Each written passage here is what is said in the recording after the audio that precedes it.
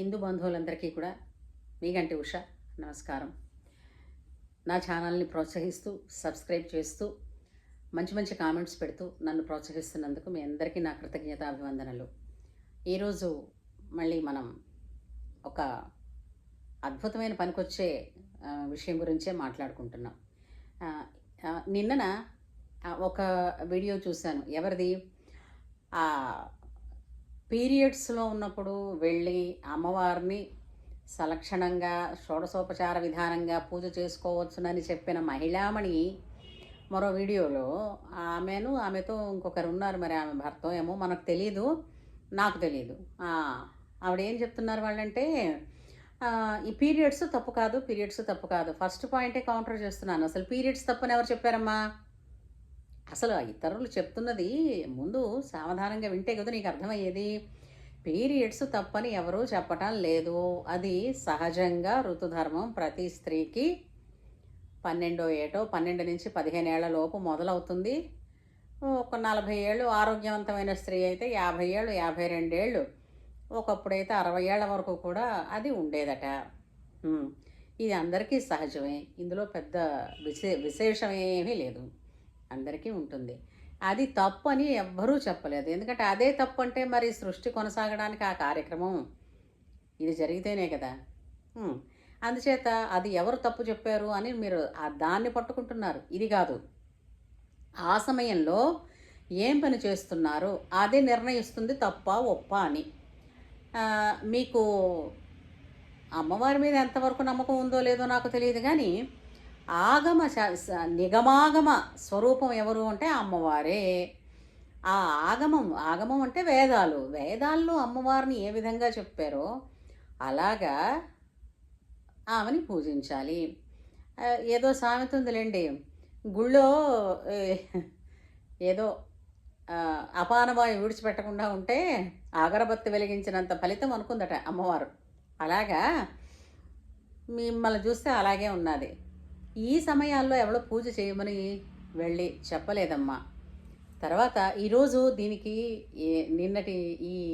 నిన్నను 2 రోజుల క్రితం వచ్చిందో ఆ వీడియో. తప్పు కాదు, ఎవరో తప్పు అంటున్నారు, మమ్మల్ని బెదిరిస్తున్నారు, వాళ్ళందరికీ అమ్మవారి ఇది తెలుస్తుంది. ఏంటనుకుంటున్నావు? అమ్మవారికి పని పాట లేదా?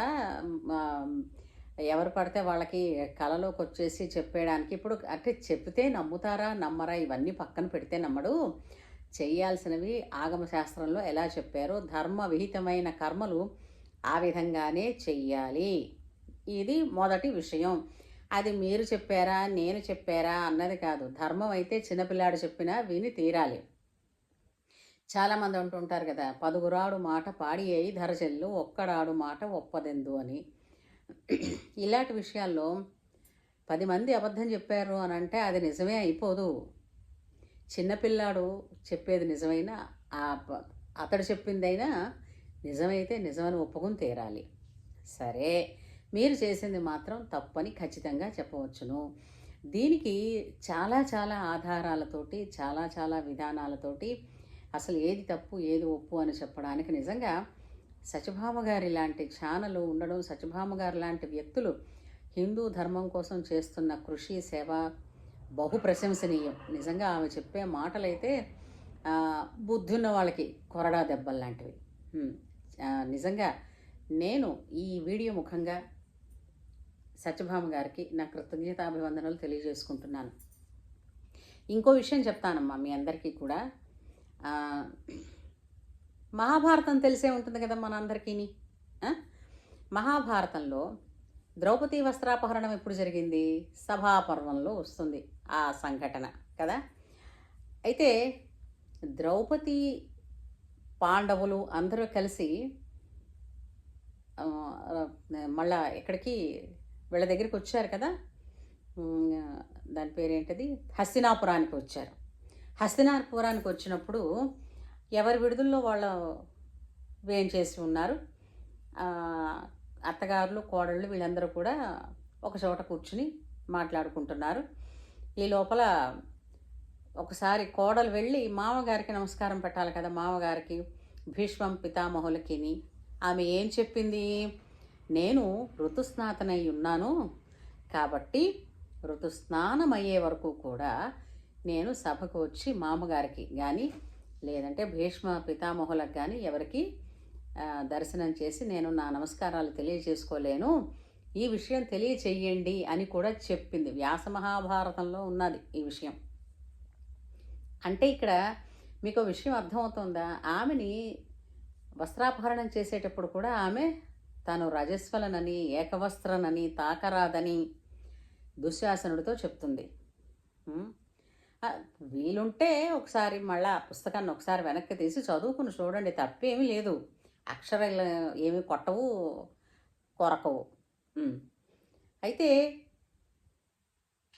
మనిషి కదా, అది అది దేవత కాదు మామగారు వాళ్ళను. పురుషులు అందులో పెద్దవారు, మామగారు తర్వాత భీష్మ పితామహులు. వీరిని దర్శించడానికి కూడా తను రజస్వలనై ఉన్నాను, అది శుచి కాదు అని ఆమె పురుషుల ఎదుటకి రావడానికి, సభామందిరానికి వెళ్ళి వారికి నమస్కారం తెలియజేయడానికి కూడా ఇష్టపడకపోవడం కాదు, అది పద్ధతి కాదు, సంప్రదాయం కాదు. కనుక ఋతుస్నానం చేశాక వచ్చి నమస్కరిస్తాను అని ఆమె తన చెలికత్తె ద్వారా కబురు పంపించింది కూడా. దీన్ని బట్టి ఏమర్థమవుతోంది? రజస్వలై ఉన్నప్పుడు పురుషుల ఎదుటికి వెళ్ళడానికి కానీ, అంటే ప్రత్యేకమైనటువంటి ఈ విధమైన కార్యక్రమాలలో పాల్గొనడానికి కానీ, యజ్ఞ దీక్షలు తీసుకోవడానికి కానీ, సాలగ్రామ పూజలు, రుద్రాభిషేకాలు, గుడిలోకి వెళ్ళడాలు, ఇలాంటివన్నీ కూడా నిషిద్ధమని వేదమే చెప్పింది. వాటికి అంటే వేదం తెలియనప్పుడు మనకి పురాణాలు, ఇతిహాసాలు, ప్రమాణాలు కదా. ఒక సాధారణమైన అంటే ఒక మానవ మాతృడికి, మామగారికి అతని దర్శనం చేసుకోవడానికే తగదని సంప్రదాయం చెప్పిందని ద్రౌపదీదేవి నిష్కర్షగా చెప్పి ఉన్నప్పుడు, సభలోకి వెళ్లకుండా ఉన్నప్పుడు, ఒక దేవత దగ్గరికి, అఖిలాండ కోటి బ్రహ్మాండ జనని దివ్య విగ్రహ, ఆమెని తాకడానికి, ఆమెకి షోడశోపచార పూజ చేయడానికి నీకు ఏ అధికారం ఉంది? ఎవడిచ్చాడు ఆ అధికారం? నీకు నువ్వే అనేసుకున్నా. నాకు అమ్మవారు చెప్తే నేను చేయడం మానేస్తానా? ఇవన్నీ కూడా నాకు ఒకటి అనిపిస్తోందండి. ఏంటంటే సనాతన ధర్మాన్ని అణచివేయడానికి ఒక విధంగా సాగుతున్నటువంటి కుట్ర ఖచ్చితంగా చెప్పచ్చు. ఈ విధమైనటువంటి తెలిసి తెలియని విధానాల వల్ల నేను అమ్మవారిని పూజించాను. స్త్రీలు రజస్వలైనప్పుడు కూడా దేవీ దేవతల దర్శనాలు చేసుకోవచ్చు, యజ్ఞయాగాదులు చేసుకోవచ్చు, అని శుభకార్యాలు చేసుకోవచ్చు అని చెప్పారు అని అంటే మరి వేదం అబద్ధమా? చెప్పండి. ఏ రోజు ఏ పని చెయ్యమని చెప్పారో అది చెయ్యండి అయ్యా చాలు, చెయ్యొద్దన్న పనిని చేసి ఎందుకు ఈ సనాతన ధర్మానికి గ్లాని తీసుకొస్తారు? దానివల్ల ఏమిటి సంపాదిస్తారు? ఒకసారి తెలుసో తెలియకో పొరపాటు జరిగిందనుకోండి, దాన్ని సమర్థించుకోవడానికి మరొకటి మాటలు చెప్పి దాని మీద నిలబడే ప్రయత్నం చెయ్యకండి. అసంబద్ధమైనది గట్టిగా గోడ కట్టినా నిలబడదు. సనాతన ధర్మం అన్నది పునాది వేళ్లతో యుగ యుగాలుగా ఉన్నది. దానిని తోసి పడేయడానికి అయినా అది మీరు చేసేస్తే జరిగేది కాదు. సత్యభామ గారు లాంటి వాళ్ళు, చాలామంది మహాత్ములు, మహిళామణులు ఉన్నారు, చాలామంది ఉన్నారు సంప్రదాయాన్ని, సనాతన ధర్మాన్ని కాపాడడానికి. నేను వారి ఫ్యాన్ని మాత్రమే. అందుచేత తెలిసి తెలియని మనోధర్మాన్ని, మనో అంటే ఇక్కడ మనస్సు ధర్మం, మనువు చేసిన ధర్మం కాదు, మీ మనోధర్మాన్ని అందరి మీదకి రుద్దకండి దయచేసి. అందుచేత రజస్వల పీరియడ్స్ మంచివే, కానీ వాటిలో డూసు డోంట్స్ అని ఉన్నాయి. డూస్ చేస్తే చాలు, డోంట్స్ చేయక్కర్లేదు. డోంట్స్ చేసి భ్రష్టు పట్టించకండి. ఇది మన సంప్రదాయం కాదు.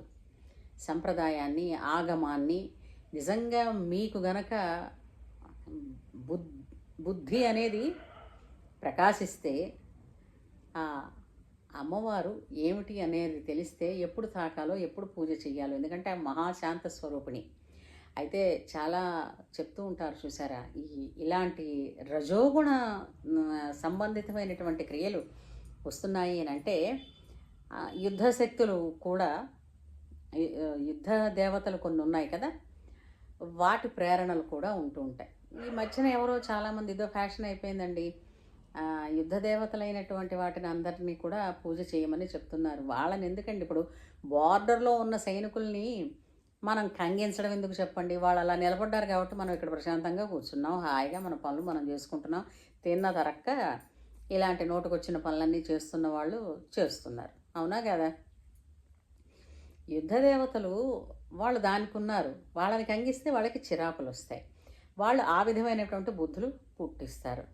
ఎందుకంటే మీకు ఖడ్గమాలలో వస్తుంది చూడండి, సర్వస్తంభిని, సర్వజృంభిణి, సర్వోన్మాదిని. ఇవన్నీ ఈ దేవతలన్నీ అవి మనకెందుకు అవన్నీని?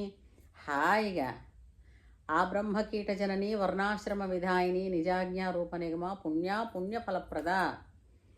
ఆమెని చక్కగా కామేశ్వరిగా ఆమెను పూజించుకున్నాం అనుకోండి, అన్నపూర్ణగా ఆమెను పూజించుకున్నాం అనుకోండి, మహాలక్ష్మిగా పూజించుకున్నాం అనుకోండి, మహాప్రశాంతంగా శాంతమైనటువంటి కోరికలు తీరుస్తూ సౌభాగ్యాలన్నీ ఇస్తుంది కదా. ఎందుకు ఈ వెర్రి పోకడలన్నీ?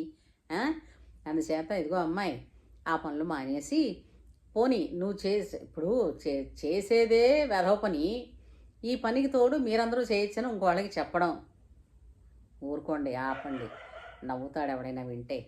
అందుచేత ఎప్పటికైనా సరే సంప్రదాయం, సనాతన ధర్మం నిలిచి తీరుతుంది, గెలిచి తీరుతుంది. సత్యమేవ జయతే. ఉంటాను.